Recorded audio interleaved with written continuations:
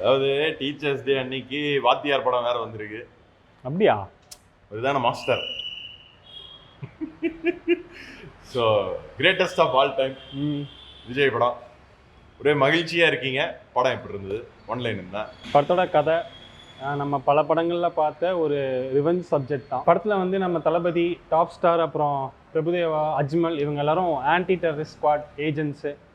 படத்தோட ஆரம்பத்திலே ஒரு டெரரிஸ்ட் கேங் வந்து யுரேனியமை கடத்திட்டு போகுது, அதை வந்து ரெக்கவர் பண்ணி கொண்டு வரணும் அப்படின்ற மிஷனுக்காக போகிறாங்க. அங்கே போனதுக்கப்புறம் தான் தெரியுது அதை கடத்துறதே வந்து இவங்களோட எக்ஸ் பாஸான மோகன் தான் அப்படின்னு சொல்லிட்டு. ஓ, மோகன் இல்லை, ஒரு லூஸ் மோகன் தெரிஞ்சுக்கிட்டாங்க இப்போ. என்ன? ஸோ போன இடத்துல எனிமீஸ் எல்லாம் தும்சம் பண்ணிவிட்டு இவங்க ரிட்டர்ன் வந்துடுறாங்க. ஸோ மோகன் வந்து எப்படி திரும்ப இவங்களை பழி வாங்கினாரு அப்படின்றது தான் கோட் படத்தோட மீதி கதை. சரி, படம் எப்படி இருக்கு ஃபர்ஸ்ட் அதை சொல்லு. படம் செம்மையாக இருக்குது. அதுவும் குறிப்பாக விபியோட ஸ்க்ரீன் பிளேலாம் தெறிக்க விடுது. இந்த டிஏஜிங்லாம் இருக்குது இல்லையா, விஜய் சின்ன வயசு டிஏஜிங்லாம் ரொம்ப அழகாக இருக்கார். இன்ஃபேக்ட் அவர் சின்ன வயசுல இருக்கிறத விட ரொம்ப அழகாக இருக்காருன்னா பார்த்துக்க. என்னடா சொல்கிற? இல்லை, இப்படிலாம் சொல்லணும்னு எனக்கும் ஆசை தான். ஆனால் பாருங்க, படம் கொஞ்சம் சுமாராக தான் இருக்குது. இல்லை வெங்கட் பிரபு, நீங்கள் வந்து வழக்கமாக இங்கிலீஷ் படத்தை பார்த்தானே காப்பி அடிப்பீங்க. ஏன் விஜய்க்கு நான் மட்டும் பழைய எம்ஜிஆர் படத்தை பார்த்து காப்பி அடிச்சிங்க? அப்புறம் இந்த கேஸ்டிங், சின்ன சின்ன ரோல்ஸு கூட எதுக்கு பெரிய பெரிய ஆக்டர்ஸை போட்டு வேஸ்ட் பண்ணியிருக்கீங்க? ஒரு நார்மலான கேரக்டருக்கே நீங்கள் வந்து டாப் ஸ்டாரு, அப்புறம் லைலா, இந்த மாதிரி பெரிய பெரிய ஆக்டர்ஸை வந்து கேஸ்ட் பண்ணியிருக்கீங்க. ஸோ இதுவே வந்து ஒரு எக்ஸ்பெக்டேஷனை வந்து ரொம்ப க்ரியேட் பண்ணுது படம் பார்க்குறப்ப. ஸோ அதெல்லாம் ஃபுல்ஃபில் ஆகாதப்ப ஆடியன்ஸ்க்கு வந்து அது ஒரு பெரிய ஏமாற்றம் தான். நீ சொல்கிறத பார்த்தா படம் பார்க்க முடியாதாட்டு இருக்க. நான் அப்படிலாம் சொல்லலை. படத்தில் வந்து சில ஹை மூமெண்ட்ஸ் இருக்க தான் செய்யுது. அதுவும் குறிப்பாக பார்த்தீங்கன்னா இன்ட்ரடக்ஷன் சீனு ரொம்பவே நல்லா இருந்துச்சு. இன்டர்வல் சீக்வன்ஸ் வந்து பயங்கர பேங்கராக இருந்துச்சு. இது வரைக்கும் விஜய் வந்து அந்த மாதிரி நம்ம பார்த்துருக்கவே மாட்டோம். அதே மாதிரி செகண்ட் ஹாஃப் ஃபுல்லாகவும் பார்த்தீங்கன்னா ஒரு ஹீரோ அண்ட் வில்லன் நடுவில் கேட் அண்ட் மவுஸ் கேம் மாதிரி போயிட்டே இருக்கும் ஸ்க்ரீன் பிளே. அந்த விஷயங்கள்லாம் ரொம்ப நல்லா இருந்துச்சு. அண்ட் இந்த படத்தில் விஜய் வந்து ஒரு புது டைமென்ஷனில் காட்டியிருக்காரு நம்ம வெங்கட் பிரபு. அது கண்டிப்பாக விஜய் ஃபேன்ஸுக்கு வந்து பிடிக்கும். ஸோ அப்போ இவ்வளோ விஷயங்கள் நல்லா இருந்தும் படத்தில் கிரிஞ்சு மொமெண்ட்ஸும் நிறையா இருக்குது, அந்த மாதிரி தானே? கரெக்டு, அந்த மாதிரி தான். படம் ஆரம்பிக்கிறப்ப நமக்கு இது பெரிய ஆக்ஷன் படமாக இருக்குமோ அப்படின்ற மாதிரி தோணுது.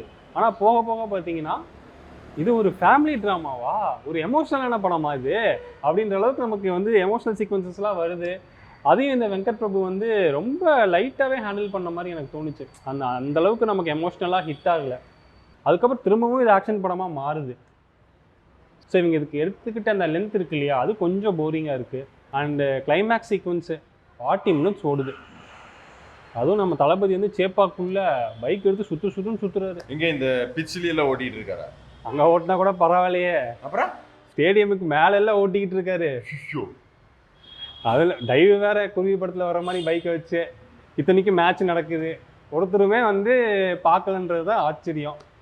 வழக்கமாக விபி படம்னாலே படம் ஃபுல்லாக பயங்கர கன்ஃபியூஷன்ஸ் இருக்கும், பல ஓப்பனன்ஸ் இருக்கும். அதெல்லாம் கிளைமேக்ஸில் வந்து ரொம்ப அழகாக கனெக்ட் பண்ணியிருப்பார்.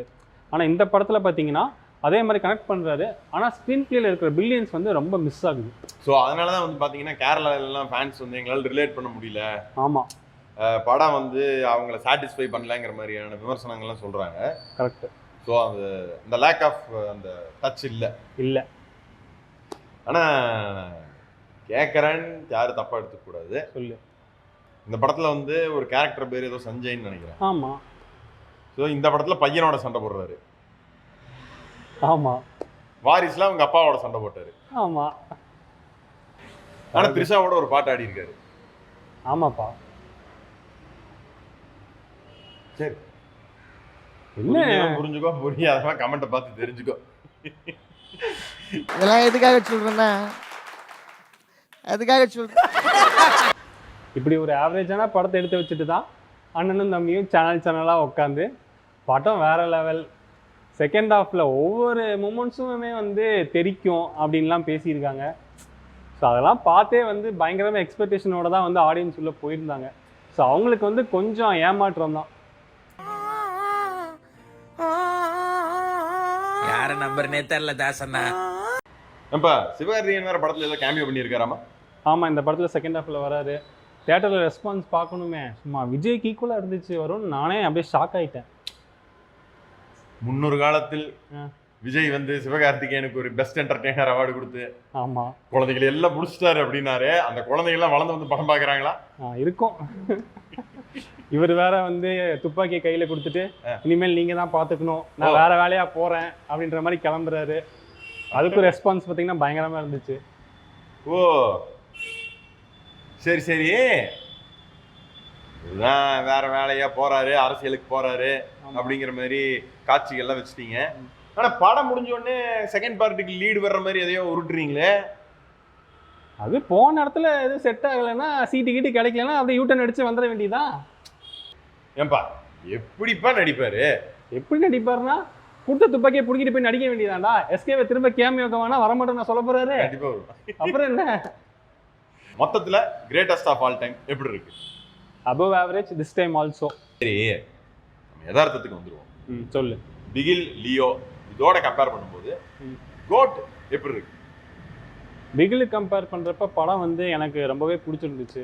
அண்ட் லியோக்கு கம்பேர் பண்ணுறப்ப ஃபேக் ஃப்ளாஷ்பேக், இது அவரோட பெர்ஸ்பெக்டிவ், ஷூட்டிங் முடிஞ்சக்கப்புறம் தனியாக ஒரு சீன் எடுத்து ஆட் பண்ணுறது, அந்த மாதிரி எதுவுமே இவங்க பண்ணலை. விஜய் ஃபேன்ஸை சாட்டிஸ்ஃபை பண்ணுற அளவுக்கு இந்த படம் இருக்குது. கண்டிப்பாக ரொம்ப மோசம் கிடையாது. மொத்தத்துல படம் பாசிட்டிவான ரிவ்யூஸ்ல தான் போயிட்டு இருக்கு. ஆமாம், மிக்ஸ்ட் ரிவ்யூஸ் இருக்கு, பட் அது வந்து ஒன்றும் பெரிய பாதரேஷன்லாம் கிடையாது. எல்லாம் ப்ரஷ் அசைட் பண்ற அளவுல தான் அந்த மிக்ஸ்ட் ரிவ்யூஸ் இருக்கு. But it's fine. It is a phenomenon to enjoy in theaters.